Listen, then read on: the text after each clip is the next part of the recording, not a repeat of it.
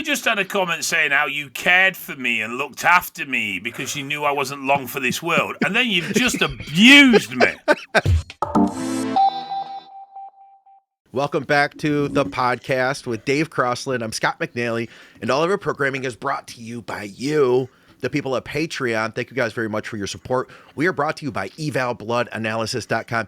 If you're in the UK, you should definitely get your lab work done by Dave, and you can do so at evalbloodanalysis.com. Also, check out Strom Sports Nutrition. If you're on cycle, you're going to need some cycle support. Strom's got it all. I've got my Thrombomax right here. In fact, I got to take my Thrombomax today. I took all my other health supplements. Why do you always take your Thrombomax on a Tuesday on the show? It's every week every day I take it, but I have it at my desk so that I can show you guys the bottle. It's my show and tell for the morning. Check out Strom Sports Nutrition for great health stacks. We are also brought to you by TrueNutrition.com. Use our code THINK over there to get 10% off all your basic bodybuilding supplements, protein powder, creatine, intra-workout, all that stuff. And of course, we are brought to you by supplementsource.ca for our Canadians. They have great deals that change week to week, short dated, label change products, stuff like that. Dave, I got a topic for you. Now this is just off the cuff. I'm not going to call it a steroid profile, but I wanted to discuss with you. So last week we talked about the levels of use from TRT to TRT plus to actual cycles to supercharged. Today I want to take that into application with a little compound called Anavar. Now, I'd love to discuss a little bit about what Anavar is, what family it's from, some of the basic stuff that we've done in our steroid profile for anybody who hasn't seen that, but then also how do we apply Anavar to a cycle? And I think we could go a couple different directions because you can use that in a cut. You can use that in an off season. You can use it on your TRT plus. Yeah, I think Anavar was late 50s, early 60s. DHT obviously doesn't convert to estrogen. It's rumoured, I've seen some studies supporting this, and actually I have seen some bloods that would potentially support this, that it may have a very mild increase in the conversion of T4 to T3. Really? I haven't heard that before. I have heard that it is more like, it is better at storing creatine than other AAS. It's not particularly, out of the orals, I believe it's the mildest on liver. But it lowers HDL and increases LDL. So it's not the greatest on the lipid front. Yeah. Dosing wise, females 5-10, heavy user 20, maybe a little bit more. Male, I would say, generally speaking, you're looking at 30 to 50, 60. But well, that's where we gotta redefine our dosing, right? Because after last week, what are you talking? Because we have 4 levels. So number 1, it doesn't fit into true legit TRT, right? No. So TRT plus, it would not be 30 to 60, right? No, well, now, this is the thing. If you're looking at TRT plus, you're looking at your long-term application, then you're going to be looking at 10 to 20s because you're not going to be wanting to run any more for a long-term exposure. Yeah. The higher the dose, the more limited you are on the amount of time you can expose your body to it, with it being a 17-alkylated compound. So, yeah, I would say there is a possibility of seeing it in a TR2 plus scenario, but it would be at a very low dose. Yeah. And then I would question whether it was really worth it. I could see benefit, man. I mean, I think one of our listeners talked about using 10 milligrams recently, long term, and they found that their liver values weren't elevated. They got enhanced performance in the gym long term from it. Okay. I mean, it's not going to put on, but it's kind of if you're going to do TRT plus, you're also going to have to accept that you're not getting, number one, you're not going to get as many sides, but then you have to accept you're not going to get the results that you would off of a legit, cycle.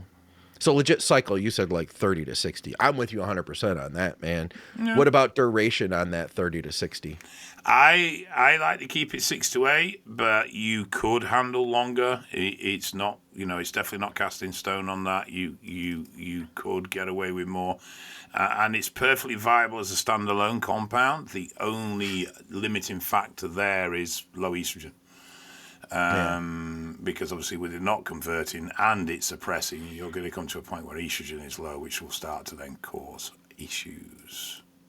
Yeah. So I saw here just a bit of information just says that it was first synthesized in the 1960s. I thought it was early 60s, yeah. Yeah, it says for women and children to promote lean tissue growth after surgery, trauma, and infection. They said subsequent studies later showed that oxandrolone had 6 times greater anabolic activity as compared with testosterone. So it does, but then you've got to start looking at the dosing, and that's where it all changes, because the significance of the action of a compound in a lab environment, of an injectable against an oral, straight away the bioavailability of an oral is significantly lower than that of an injectable. So even though it may be more effective, you're not getting as much into your system in as an efficient a way as you would do with an injectable. Obviously, you're limited on dose and you're limited on exposure. So even though on paper it's got an anabolic of low 300s up to 600, there is actually a range. And actually a very low androgenic of low 20s, I think it is, low 20s, 30s, somewhere around there. And that's what I think has made it traditionally favorable for females, too. It isn't actually the paperwork doesn't roll out into real life because of the limitations of application from administration and exposure to dosing. Yeah. Half-life's quite long for an oral, though. It's like 9 hours. Yeah, okay. Where a lot of the others are like 5. Yeah, I've heard people say like, "Oh, I really like it pre-workout." Personally, man, I never really got a lot out of it pre-workout. I did 100 meg. Okay, yeah, I never did 100 meg for pre-workout. I did 100 meg, but yeah. You also did 100 Anavar with 100 Oxy. Anadrol, right? Yeah, that'd be a little pre-workout boost. My liver would be crying, though. I probably wouldn't be able to eat for the rest of the week after that one dose. It's not super suppressive. It does take a while to fully shut you down. Yeah. I'm trying to think. There was a study. It's something like 30 or 40 milligram, and what they saw was roughly a 50% suppression of that. Okay. But when I did that, and then when I did that podcast as far as dosing goes with Scott Stevenson, he determined that based off of rat models, converting that to humans, that an ideal dosing would be like up to 60. At that point, there's a continued benefit the higher you go, but then that starts to fall off. The cost benefit starts to fall off after that 60 milligrams. I guess it would probably be different for everybody. I feel like standard dosing has been around 50, give or take, for people in that 4 to 8 week range. Mm-hmm. Big question I wanted to ask you, this is one of the orals we can use in both an off season and in a cut. Where would you apply it in an off season cycle? It would depend on what the person was trying to achieve. So I'm a big preacher of drugs are tools, pick the tool for the job.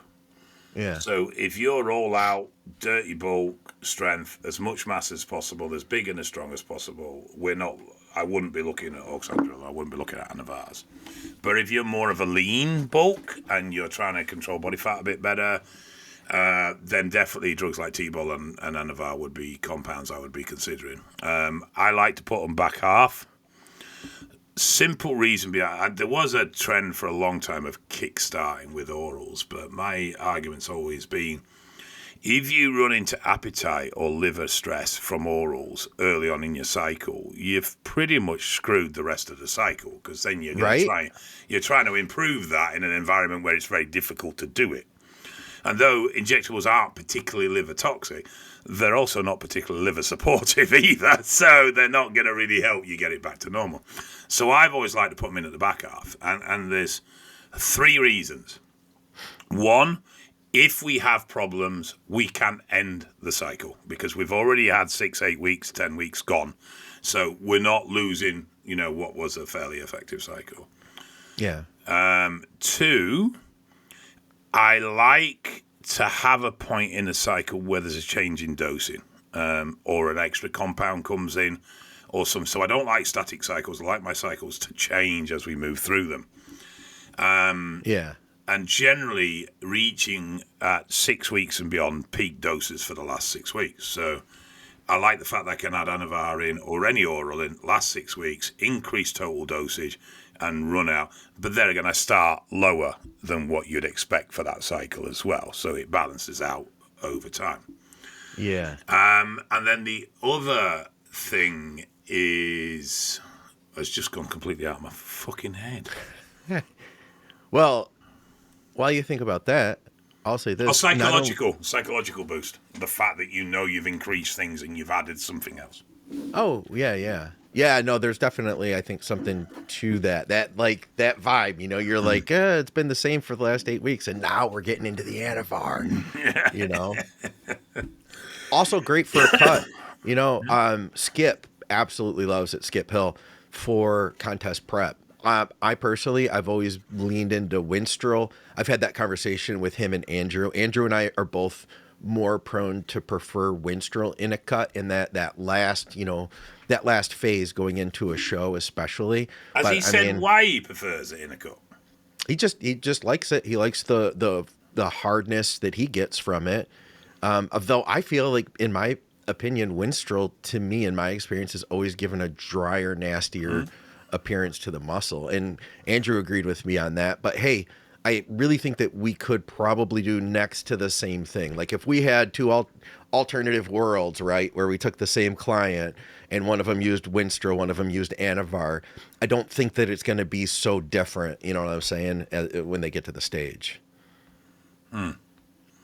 Yeah, it's the issue with all this when you're trying to do comparisons like that is there's so many variables from training, diet, genetics, tolerances, everything else, that it's really hard to do a comparison, even within the same person, because no prep's ever the same. Yeah. But I would be with you. I would say comp prep Winstrol over Anavar. That would be my personal choice. But I think Anavar's probably better tolerated all round. I would agree. I've heard recently people say, like, the whole joint issue thing was a fallacy. I don't think that's true. I do think that there is joint issue stuff with Winstrol. I've seen it firsthand. Yeah, maybe it was lowering of estrogen. I don't know.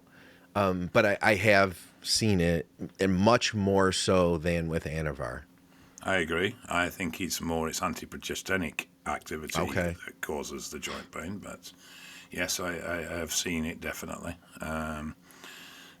I've seen people, for the most part, tolerate low estrogen, or temporary low estrogen anyway, relatively well.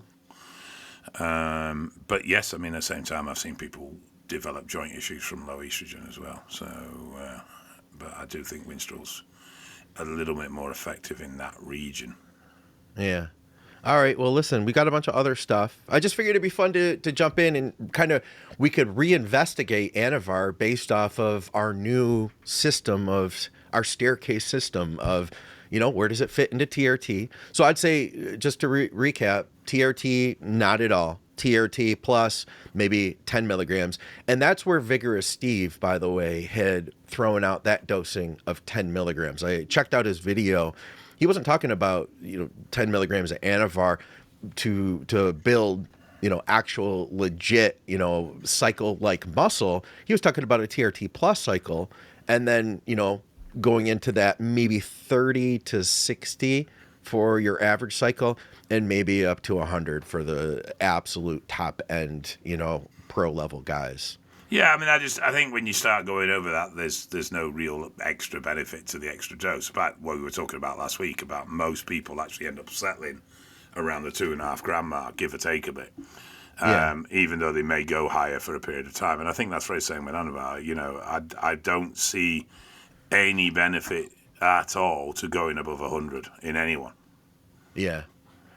Oh, in the stream, somebody said, they were like, hey, I thought D-ball was used in the 30s. No, it was Dr. John Ziegler. And it was either 56 or 58, Dave, that it came out. I'm going to say 58. I'll look it up. No, I might have it here, actually. Hang on. Okay.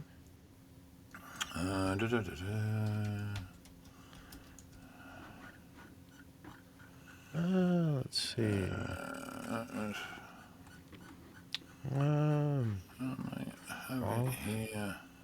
Where is this info? Oh, 55. Okay. Originally developed by Seba in 55.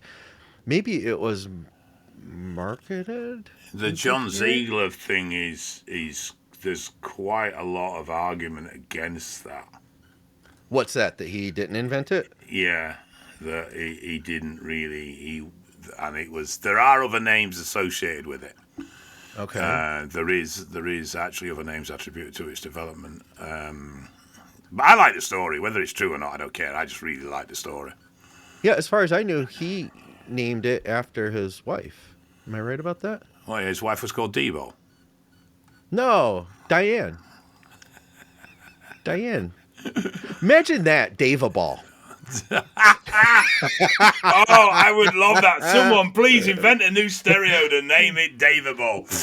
Yeah. Oh. All right, guys, listen, we have a bunch of listener questions, as we always do. You guys are freaking awesome. In fact, our listeners are the greatest, Dave. We got a lot of really good feedback on the last show. They really appreciated it. And all your comments, we read them all. I go through all of them. Leave questions for the next episode. If you're new here, we'd love to have you along for everything. In fact, we had a young guy who was like 19 years old, Dave, and he was like, I really love this show. When I get to be my later 20s, because he's like, I'm 19 now. When I'm in my later 20s, I'm really going to miss this show. Thanks. I mean, I might look half dead, but I'm actually determined to outlive, because the amount of people that said I would be dead by the time I was 50. Yeah. So I'm just sheer stubbornness. Even if I'm just a head on a plate, connected to loads of tubes, I'm going to carry on going just despite everyone that said I'd die. Yeah. Seek, we'll just call him Seek. He says, I'm 19 and I know I'll miss these videos when I reach my late 20s. This is honestly the best channel ever, and Scott just gives off those cool uncle vibes. Thank you. I appreciate it. No, weird uncle vibes. Uncle Dickhead from the family wedding, yeah. Oh, Dave. We also got a guy who said, thank you guys so much. Quality info with lots of laughter on my part.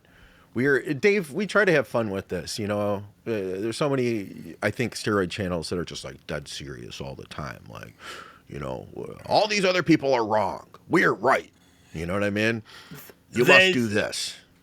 I'd like to think that one of the big differences between us and a lot of the other channels is that I find with a lot of the channels there's this underlying quite strong current of self-promotion. Yeah. Now, don't get me wrong, we promote our services, we both advertise that we do coaching and everything else. Of course. But we don't use this platform to try and make ourselves sound clever. In fact, most of the time we make ourselves sound dumb. Yeah, if anything, dude, I feel like we expose ourselves for what we don't know, But we don't use this as a platform to try and make ourselves sound cleverer than the next guy. Yeah. And I'd like to think that that's one of the reasons why people like us, because it's a bit more real. Yeah, I would hope so, too. Yeah. All right, how about this one? So from our listener questions, what's the best injection frequency daily? Every other day or 2 to 3 times a week? Data does say that daily mitigates E2 elevation, more stable hormonal balance. Would you agree with this, or 2 to 3 times a week is good to go? Test only, no other compounds. Thanks, guys. Right. This is actually quite interesting. And you always hear that it's not as bad as it was, but there was an obsession with stable bloods. We've got to keep bloods really stable. And it is true that if you do minimize fluctuation, you do reduce estrogen conversion. Estrogen conversion, though that is to a degree dosing dependent as well, but particularly in a TRT format, if you're not getting any elevation spikes at post-injection or big spikes post-injection, then you do significantly reduce estrogen. And more frequent injection has proven time and time again that it does lower the conversion to estrogen. And so this has been cited as this is why we should keep levels stable. This is where you don't want fluctuations because fluctuations are bad. However, there is an opposite side to this, and there are some negatives from stable levels. We aren't designed to have stable hormones. In fact, we're designed for our test levels to fluctuate by about 10 nmol a day. And even a meal can affect our nmol levels by as much as 4. So naturally. Naturally. So we are designed for fluctuation. When you stabilize your testosterone levels, particularly in a TRT environment where we are normally running up a third, maybe even quite close to the limit, we are going to start to increase things like HDL suppression. We are going to increase things like increased hemoglobin. So, yes, there's a trade-off with estrogen being better managed, but the opposite side of that is you're going to see more blood thickening, you're going to see more lipid adulteration. The other thing is that overstabilization of hormones can increase the clearance rate.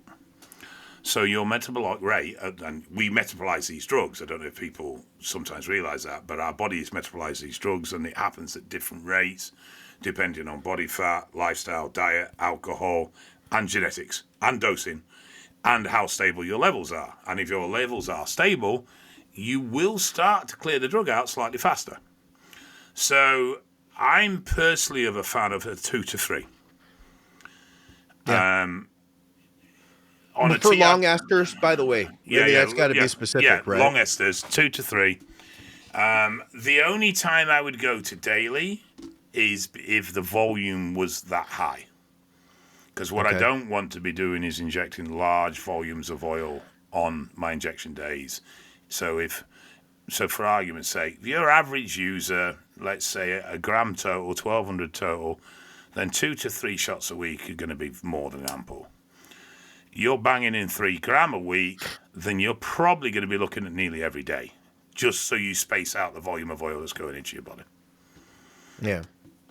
I think that one of the things people like about every day nowadays has been that a lot of times if their doses aren't super high, they can get away with insulin pins, because it's an easier shot. And let's be honest, man, taking an insulin pin shot is not nearly, they're what? Fannies.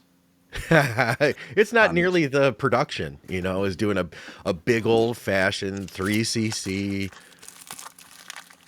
Yeah. Big old green tip pin. It's yeah.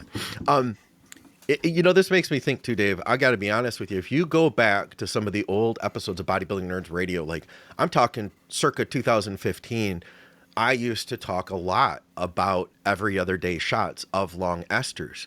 At the time, man, there was nobody else talking about it. Now, if I were more of a better human being, I would say that I invented that. I would say that everybody else is copying off me and that they owe me, you know what I mean? That like now that you're doing that, you owe me, some level of nod that, it all comes back to I was the one who started that. I'm to be realistic, I know I wasn't, but thank you, Dave. I appreciate you. The reason I discovered it though was because like at the time, literally 2015, everybody was doing 2 shots a week, 2 shots a week, 2 shots a week, unless you had super high doses.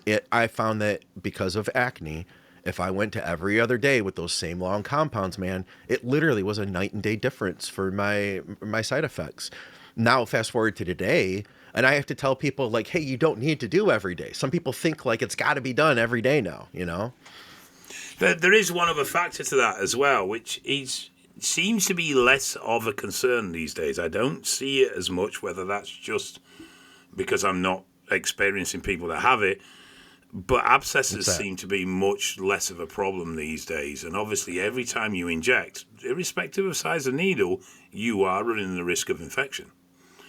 We don't seem to have.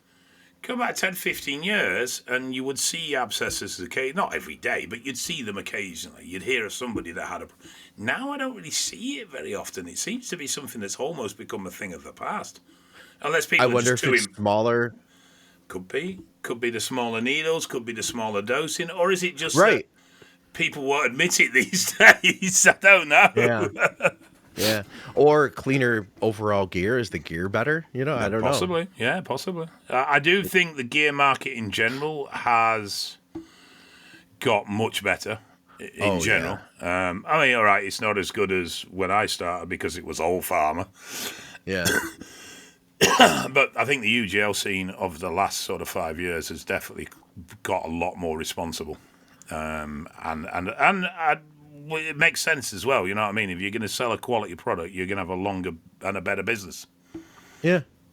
All right. How about this one from Lightweight Baby? Question for you guys. I love GH, but I have sides on higher doses. Being over 40 years old, would a low dose of 1.5 units every morning blunt my natural production? Yes. Would I be better off with none at all, hoping for the best recovery benefits?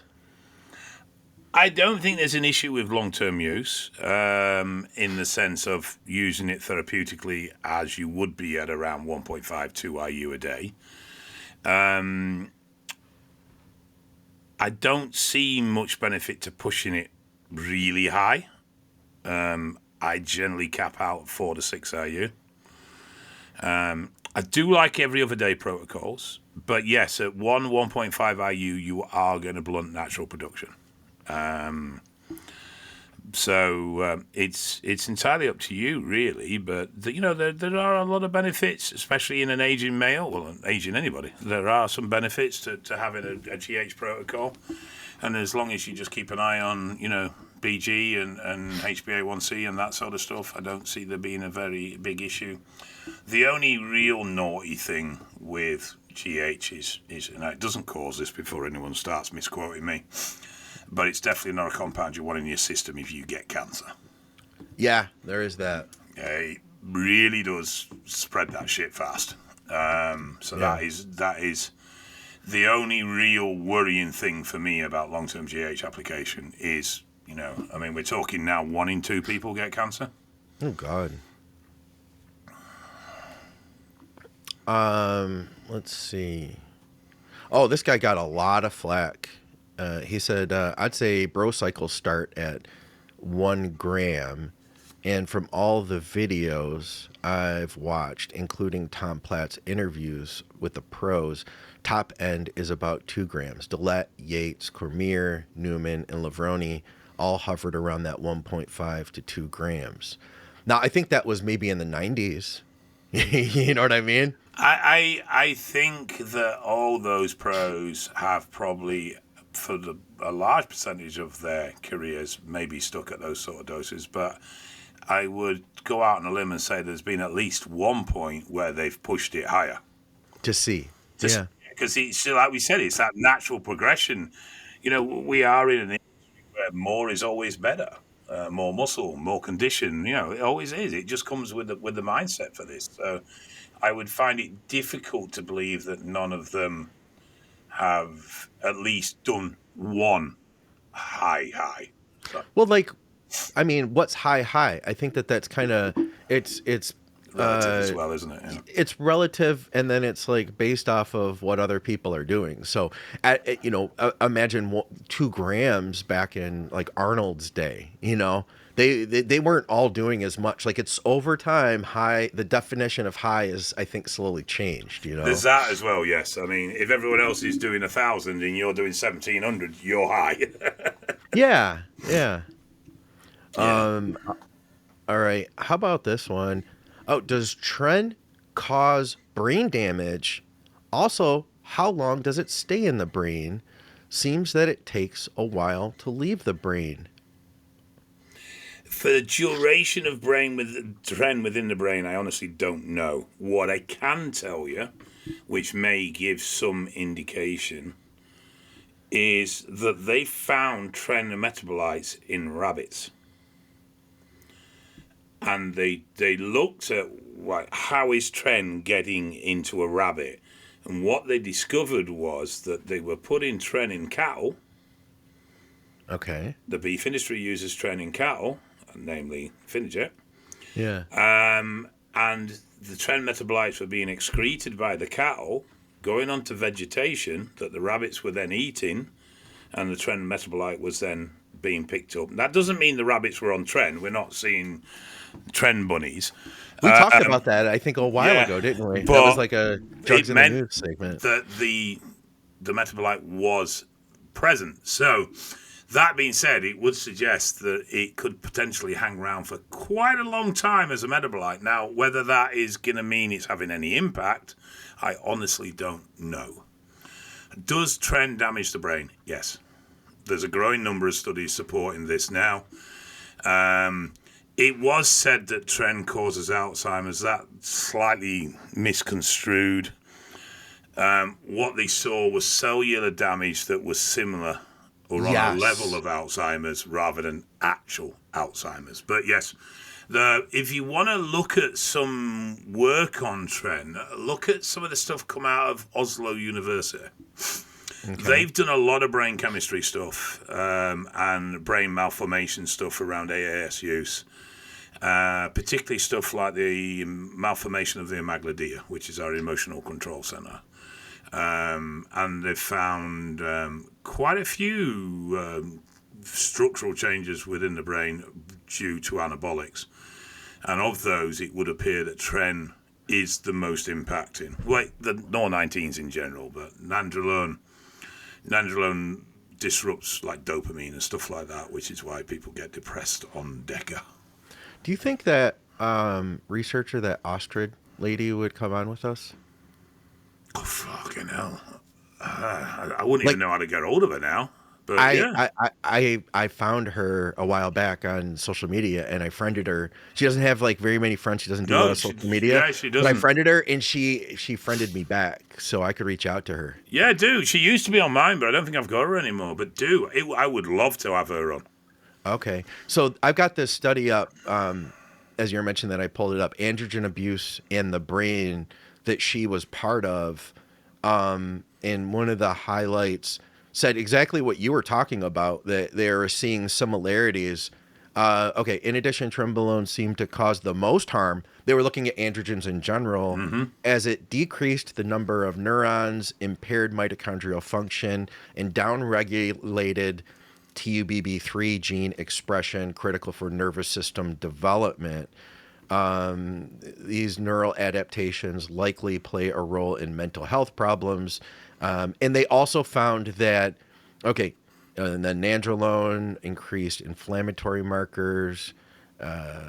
They're further down in here, though, somewhere, they were saying that androgens in general age the brain, basically, and that they saw androgen use across the board did show signs of a more aged brain, which had then the signs of more likely to have Alzheimer's issues. So Tren also reduces GABA, which then can't help regulate neuron, which is why you get the anxiety and the overthinking, because what you get is stimulation of neuron activity that you can't then calm down. So you overthink because it cripples your GABA. Yeah, we got a question, by the way, about that reminded me about Pregnenolone and what do we think about using Pregnenolone. And I think one of the reasons that people like it is because they may be able to improve their GABA through like that allopregnenolone conversion, But what do you think about and one other thing I had a thought on before I guess I asked that. That got me thinking, and I asked Victoria, I was like, what do you think of, what did she think about it in place of using supplemental GABA to increase GABA? And since as we talked about recently, supplemental GABA doesn't cross the blood-brain barrier, but she said there's a theory that says it doesn't need to because it does have a ton of GABA receptors in the gut, and the gut line to the brain is so strong that affecting the gut and all the serotonin receptors that we have in our gut are a direct impact on the brain, so it doesn't need to cross the blood-brain barrier. I wanted to get that out there, but which I thought was fascinating. But what do you think of pregnenolone? Is that something you would ever supplement with people? Excuse me. You didn't yawn at the beginning of the show, by the way. I did. I put my hand over my mouth. Oh, I missed it. I honestly don't know, mate. Going back to the GABA thing, though, which is quite interesting, and the reason I say it's quite interesting because the number of people that have reported improved sleep, etc., from GABA supplementation. Yeah.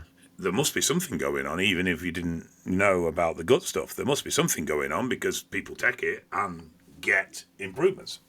Well, it will, no matter what. Even if that theory wasn't correct, there are a ton of receptors on the muscle. So you will get like a skeletal muscle relaxation, I believe, from GABA. Even that aside from the gut connection to the brain, So I think there's part of that. I'll see if I can find that question because I know it's in here somewhere with Pregnenolone. Look at us getting all technical and deep on shit. Yeah? It almost sounds like we know what we're talking about. No, it's all a farce. It's all a farce. Let me see what else we've got here. Oh, there's that. I just love that comment. Back again to Seek. I'm 19 and I know I'll miss these shows in my late 20s. I don't know, Dave. Where are we going to be, man? Okay. So his late 20s. That means we've got to stay alive another 8 years. Yeah. Right? Fuck, you'll be 80. Oh, there's a nice comment at the beginning of his question. He says, "This has quickly become one of my favorite podcasts. I've been on TRT 200 milligrams a week with labs around 800 to 1100 ng. E2 without any AI is in the 40s. With 1 milligram of anastrozole, it's in the 20s. I'm thinking about running a test cycle at 400 to 500 milligrams a week, split into 3 injections. My question is, should I run 2 milligrams of anastrozole split into 2 doses right away, or wait a few weeks and get blood work? Will I feel a difference between 200 to 400? And is a 3-month cycle appropriate for the doses I plan for this dose? I plan to drop to 150 milligrams for 2 months following." I don't have an issue with the total dosing for the period of time. I don't see any problem with that. The conversion of testosterone to estrogen is not linear. So as testosterone elevates, the conversion rate does not remain constant. Yeah. So if you've got, for argument's sake, 200 milligrams and you've got 400 milligrams, you're unlikely to get a double of your estrogen. So I would actually start at 0.5 ADEX twice a week and then check your levels around week 5 or 6 and then adjust if necessary. But you might find you can get away with 0.5 times 3 a week rather than 2 or 1 milligrams. Yeah. Will he notice a difference between 200 to 400? Yes. Oh, yeah. Oh, yeah. Oh, yeah. I mean, dude, that's like we talked about last week. If you take a testosterone at its normal level, like in normal ranges, it acts as just like a normal hormone in your body, but it becomes drug-like, you know what I mean? As you start getting outside of that normal range. It's not like vitamin C where you take twice as much and you just pee it out. What was the drug that got banned and got heavily policed because it was used as a taking advantage of females out on dates? I didn't want to say the word in case it got us more banned than we usually I don't know if I can even say that word, but it would be GH and then the letter A and sorry, The reason I bring it up is because Blunt Force Tanya was saying she can never get to sleep, and straight away I went, "Why don't you try?" And then I was like, "God, I can't remember it. Yeah, but I can't remember what it was." that stuff is super addictive, man. Back in the '90s, before people really knew, there were a lot of cases of people, really getting wound on that. Yeah, you definitely had to do a sort of on-off protocol with the stuff.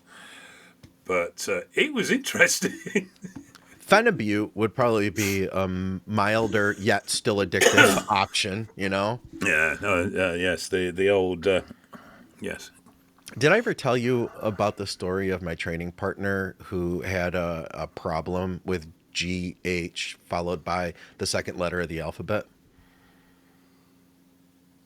Did I ever tell you that story? No. No? This is weird, dude.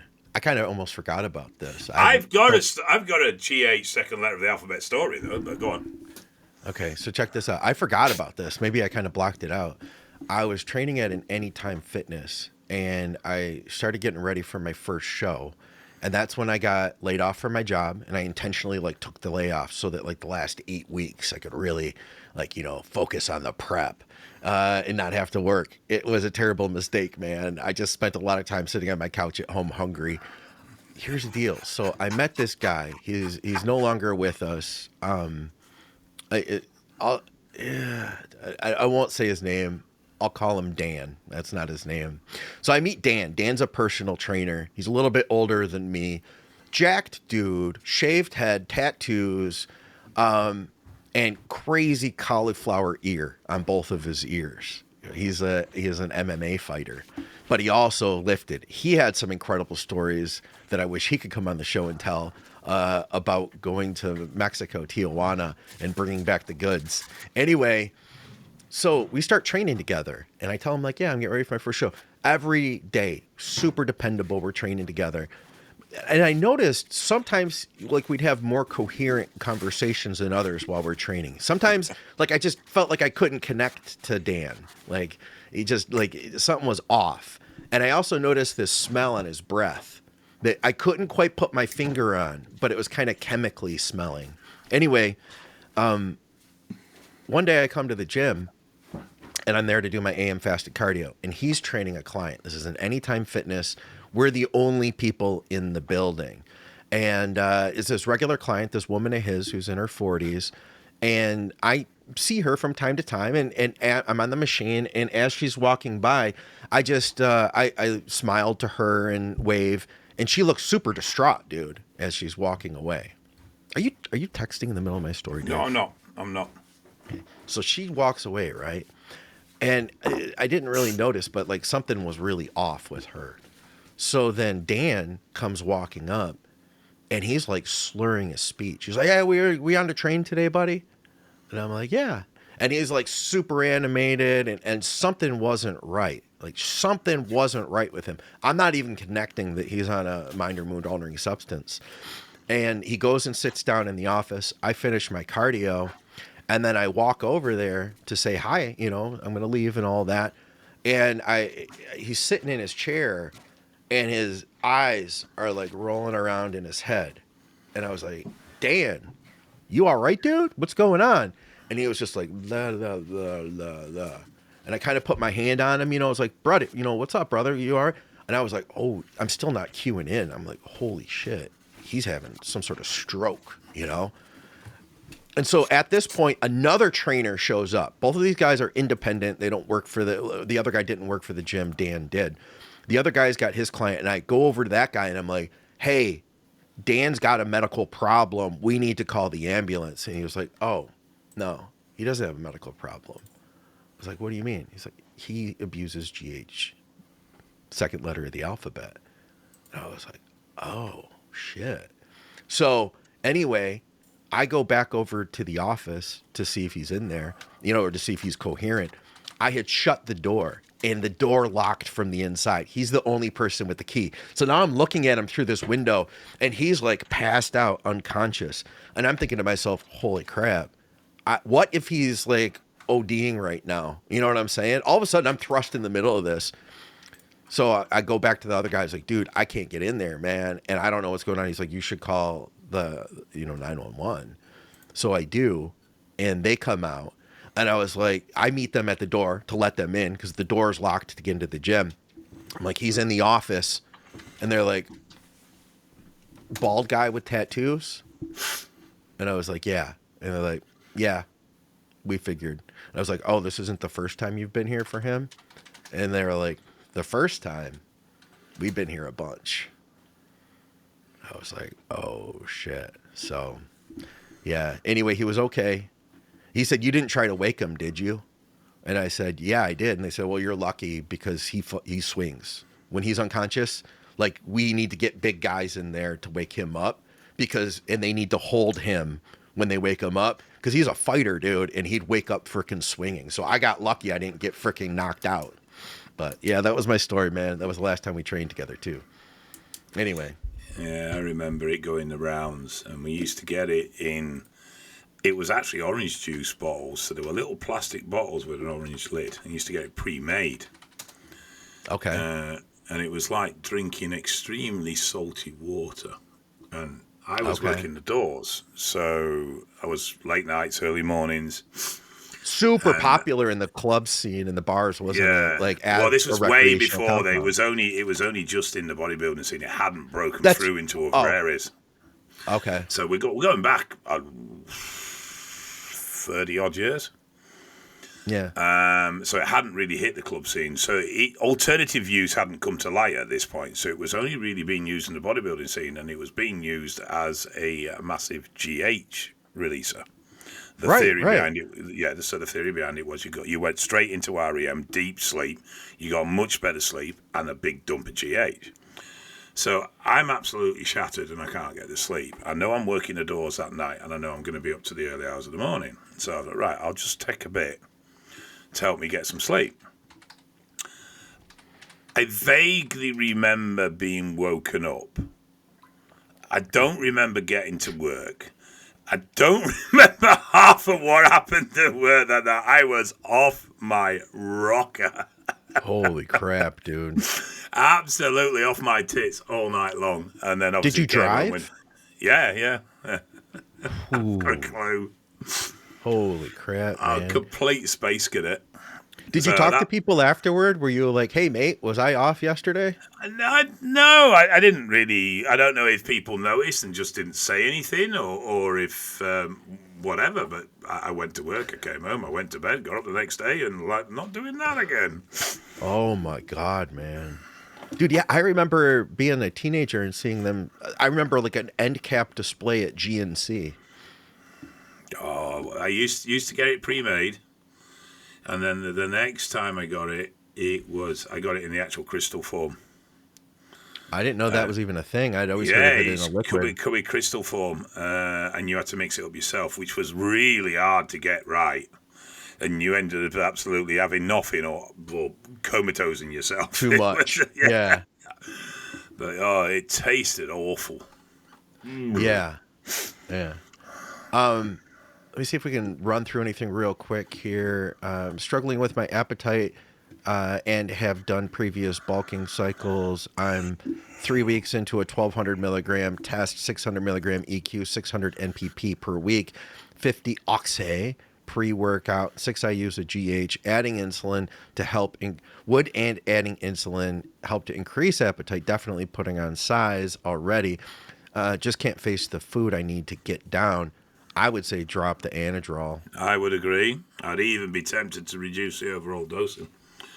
I think there might be a few things, but definitely the Anadrol is going to be playing havoc with your stomach and your appetite. So get rid of that. If it doesn't improve enough on that, I would potentially review the cycle, maybe just chip a little. But I'm not saying slash it, but maybe just chip a little bit off it.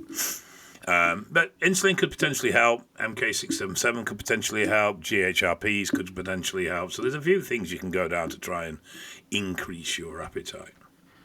Yeah, if he's right early in the cycle, though, man, 3 weeks in, I bet you 3 weeks is enough time to. That's not. I bet 3 weeks is enough time to destroy your appetite on. With the oxys, yeah, without doubt, yes. Yeah.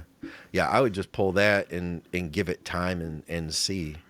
Let me see if there's a nice comment. I think what I like best about Scott is the way he treats Dave. Like every day could be his last. We all know about Dave's past health scares. Scott is so kind to him and shows him love, even in sarcasm. Dave will never admit it, but he loves Scott like a brother, as he should. The world would be a much better place if there were more, better place with more Scotts. Bless you both.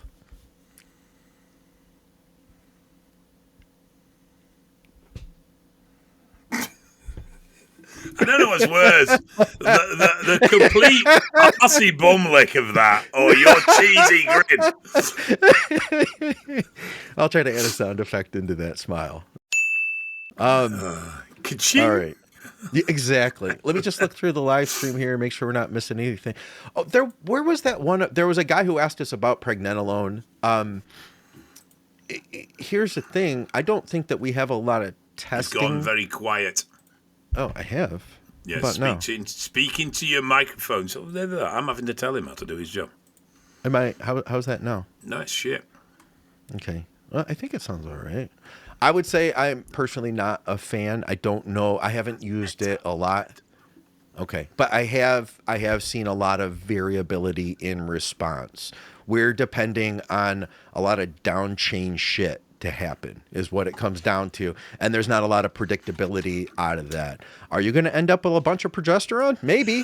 You know what I mean? I would say that I would either I'm just personally not a big fan. But hey, that said, if you've experimented with it and you like it, then I'd say go for it. I know there are people out there that are like huge fans of these compounds that will depend on a lot of changes, a lot of alterations in order to get to an end result. I would rather just go to that end result. Mm-hmm. I'll say that. Dave, do you have any advice for us? None. Not a bean. A lot of talk about sleep stuff on here. Delta sleep-inducing peptide. I haven't tried it. I've heard people talk about it. I have. I did bugger all.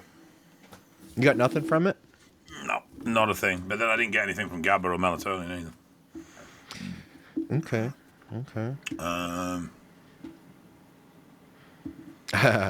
That's why I said it. Golf Hotel Bravo.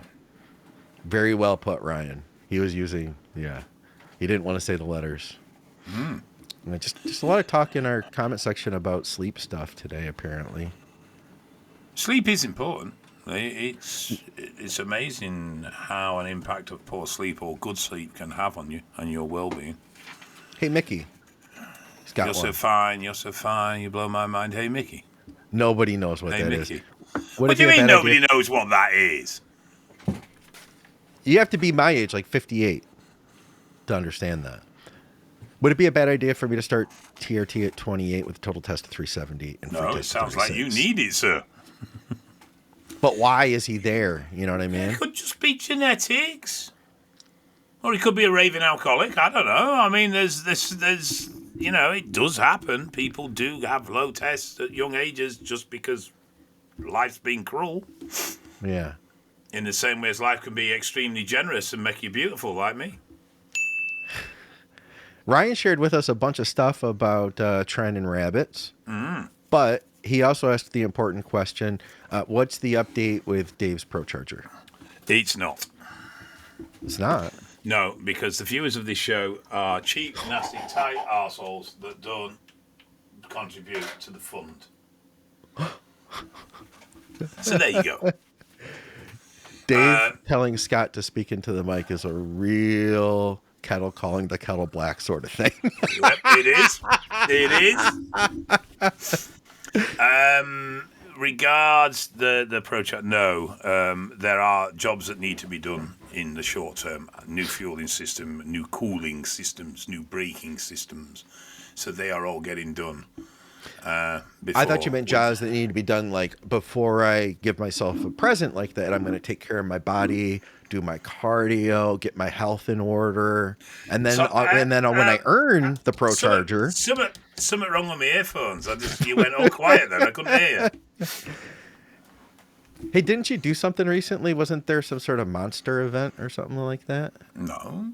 Monster clothing or something like No, that? so we go up to Monster once a month with the van. So we were up at Monster last Saturday, but this Saturday we're at Fully Pumped Gym in, I'm going to say Norwich, for the GASP event, and doing a seminar with Mr. Styles. Oh, that's right. Okay, so that's still coming up. Nathan Styles, craziest legs in the sport, man. Yeah, this Saturday. He's got the wild freaking quads, doesn't he? So we're doing a seminar on Saturday, and the van's there at Fully Pumped in Norwich at the GASP event. It's also the PCA Natty Finals this weekend, and we're there as well, collecting people's wee-wee. Okay. And Ultraflex at Rotherham on Sunday. So you guys are doing drug testing? Yes. Okay. Well, we don't actually do the testing. We collect the samples on behalf of King's College, and they get sent to King's College for the testing. Do you see the results? No. Okay. Because I was kind of curious to see what that would come back. No, so part of the process of what we do is we convert the person into a numerical code. And then from us onwards, their sample is only known by the numerical code. There's no names attached to it, so there can be no bias by a lab. There can never be a tampering because nobody knows who's who apart from us. That makes sense. Hey, I got a drug testing question for you. So when you go to a contest and you go in the bathroom, for some reason competitors by the end of the night, like they won't be flushing the toilet. So you go in the toilet, and first of all, there's big like tan marks from butt cheeks that people who had been sitting on it. There's that. But then the toilet is just filled with piss. If I were to take You need to go to a better show, mate. If I were to take a testing cup and dip it into that, even though it's mixed with toilet water, could we test that for substances? Yeah. And how many different substances do you think you'd test positive for in that toilet? A lot. Yeah. That would be kind of a fun project to just see what's all in there. So you know what I mean? One of the things they test for when they test urine is creatinine. Yeah. And they do it as a way of determining whether the person has tried to hyperhydrate. Oh, yeah. Because if creatinine concentration is low, then it's a sign of potential hyperhydration, and therefore they would be called for a secondary test. Yeah. I remember back in 2015 or so, there was a guy from the Middle East who worked with a lot of people from like IFBB Worlds and all that. And they were using incontinence medications to mask. That was like the big thing. I'm sure that's over with now. That's a decade ago, and everything changes quickly. You know what I mean? But it did something to change the metabolites. Testing has got more and more advanced, and it is harder and harder to mask. It's a lot of test avoidance now is more around better management of when you use the compounds and how you use them in time into when you're going to be tested. Yeah. That would make sense to me. Yeah, so there's a lot more of that goes on now. Saying that has been around for a lot of years. It's just it was always the East Germans that used that approach rather than Westerners. But yeah, I mean you still get people, and it's like you'll see boxers failing for DECA, and you just think, why have you even got it in your system? Yeah, and I think that might be a metabolite issue. In fact, Victoria has a kind of a theory on that there may be some natural metabolites, and because there's been a bunch of women that popped positive for DECA, and it's like, why would these women having used DECA? You know what I'm saying? It's like that doesn't make sense. So yeah. Anyway. You got like even a little piece of advice for us? Sleep is important. Yeah? Okay. That was me advice. I did it, and you didn't acknowledge it. Oh, I didn't realize that. How important sleep is. Well, usually you make it into this big production. Well, I haven't done, because you said I was to simplify it, and I wasn't to do it that way anymore, and all I needed was simple things. So, my simple advice this week is that do not underestimate the importance of sleep. But you kind of like buried the lead on it. You know what I'm saying? Like it was, I don't know. You just do it better, Dave. All right. I'm trying. Guys, we appreciate you tuning in. Thank you for being here. Thank you for watching us. We appreciate you, especially you young guys. You know, Right. You're not going to be around forever. hang When on a you're in your minute. late 20s, guys, we're not going to be here anymore. Anywhere. You won't. No. Yes. You just had a comment saying how you cared for me and looked after me because you knew I wasn't long for this world. And then you've just abused me. And you wonder why I've got these bags under my eyes. No, that's from shit sleep. But there you go. All right. You got anything else going on you want to tell us about before we left? Are you good? Not that I can tell you about, though. Not that you can tell. Wait, you do have something you could tell us about, but you're not No. that you can't tell us about. No, I have something that I can't tell you about. I might tell you if you promise under oath of death not to speak it to anybody. I won't. Go ahead. No, I I'm won't not say telling you anything. now. I will send it you. No, it's all right. These guys won't say anything either. Right, guys? Guys, we appreciate you tuning in. Go to evalbloodanalysis.com. Get your labs done by Dave if you're in the UK. And of course, Strom Sports Nutrition if you're in the UK or in the US. Great health stack, supplementsource.ca for Canadians. They do have great deals that change week to week. And truenutrition.com. Use our code THINK over there. Leave us questions for the next episode on Patreon. And for another episode of the podcast, guys, we will see you soon. Thanks, Dave. Now, this guy was formerly obese. He always has had some level of fatty liver. And these labs, his liver for the first time in his life is in range. Like, everything's good. I think that ALT was just slightly out by a couple numbers. But he's always been elevated. And, dude, we ran Winstrol for like the last 4 weeks of the show. We ran Halo for the last 10 days. If someone who trains didn't have elevated alt, I'd be telling them they're not training. They're going to the gym and playing on the phone. Because you should have elevated alt if you're training. So he always has, even with rest. And we, like we said, I think, he has some element of fatty liver, like non-alcoholic fatty liver. But since starting the SLU, his numbers are come back in range for ALT and ST. It's kind of interesting. Yeah, no, there's obviously something in it. And there's definitely growing data that it does have some sort of positive effect. I'm just curious how much that's going to encourage further or longer drug exposure, because it's now a case of, well, if you take this, it stops it. Well, does it? We don't really know what it does. We know it shows in labs and makes things look better. And the studies would support that, yes, it has a positive impact, but there's factors from anabolic use, like the heart and stuff like that isn't as easily measurable. So, We don't know. Yeah, I don't know if concern's the right word. I'm cautious of this. There's no free lunch, Exactly, and I'm cautious of the vibes that I'm starting to hear now about if you take GHKU, whatever it's called, SLU, MOT, and everything else, then you can run a gram all year round, So I am a little bit cautious of that. Other side of the coin, too, that we're not looking at, and, Victoria and I were talking about this on our dog walk the other night.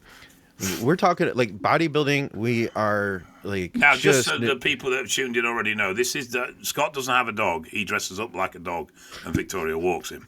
Yeah, he's a furry. It's a thing we do. It's a thing we do, It's acceptable. Our community, this is completely normal, guys. Completely normal activities. We're notorious in bodybuilding for, like, just cranking up one lever. You know what I mean? Like, hey, like, all of it, and I get it. It's sellable. You know what I mean? Like, it's sexy to be like, oh, have you been thinking about your mitochondrial function? Oh, you haven't? Well, all of a sudden now, like, I can imagine like an equalizer, right? And we have like all the levels that we're adjusting. And now we're just taking one of them. We're cranking it, boom, all the way up to the top. When in reality, it's really about how everything kind of functions together. My big concern is, so if we have increased reactive oxygen species, if we have increased free radicals, because every time, increasing like the powerhouse of the cell, your mitochondria, as it works, it's creating damaging byproducts, right?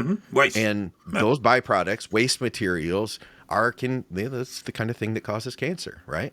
So I wonder, honestly, if that goes back to why GW 501516 was an issue. Did that have to do with mitochondria? Because it's only been in the last couple of years mitochondrial function has been this hot topic, but I got a lot of the same benefits for my breathing from GW as I have, and for my endurance. And I really do believe that was probably the first mitochondrial enhancer.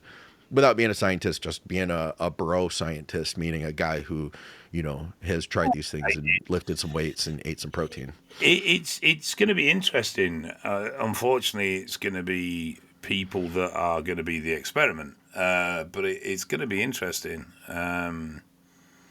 to see how this pans out and if there is long-term issues. I'm seeing, I don't know if I mentioned this, I might have told you, I probably have.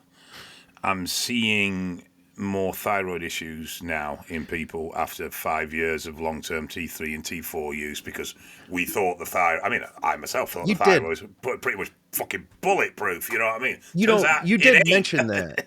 You mentioned that last week, and it's funny you say that because I was just thinking about that this morning, and something I didn't mention in rebuttal, just to kind of look at all sides of the spectrum here, I think that the harder we diet and the more we push ourselves too, that's a contributing factor. It's not just working in a vacuum. There's going to be lots of things, but the average incidence of thyroid issue has definitely increased.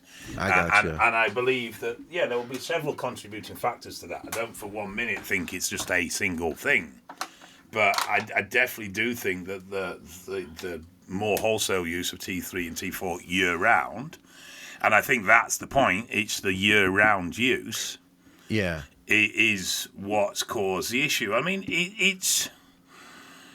If you take a human being and put them in darkness, and you leave them in darkness for 10 to 15 years, there's a strong chance their eyes will not work anymore.